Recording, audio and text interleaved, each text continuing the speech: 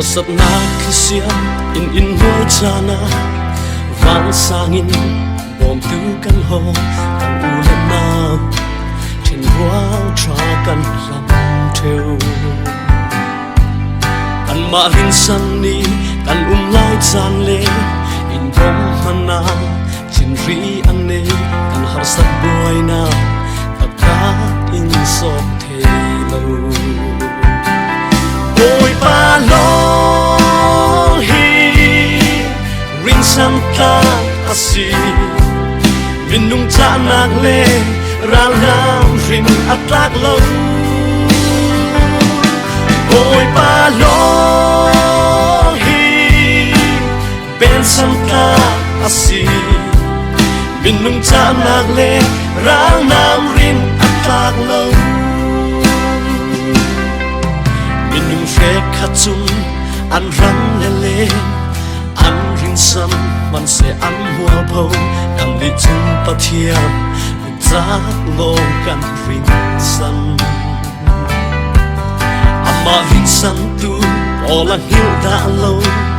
tha zang thar thona thua mi mit plak pathiam an nun na acha va ôi ba lo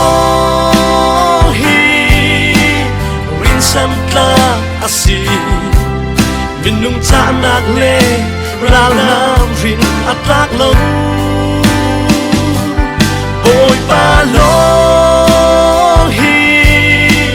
ben sam tla asi minung cha nak le ral nam rin atlak lo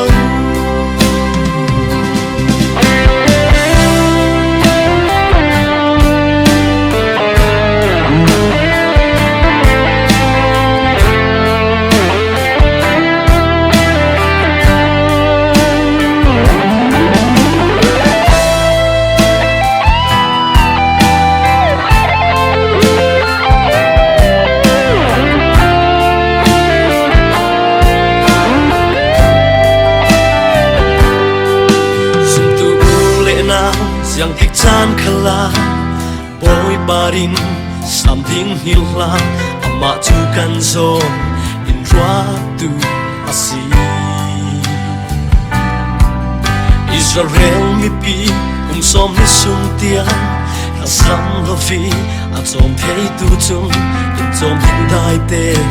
aku za na ku si boy ba lo sam tla asi minung cha nak le ral nam rin atlak lo boy pa lo hi ben sam tla asi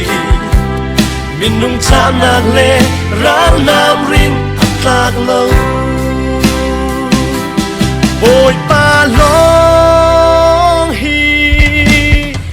sam tla asi minung cha nak le ral nam rin atlak lo boy pa lo hi ben sam tla asi minung cha nak le ral nam rin atlak lo boy pa Giêsu long rin sam tla asi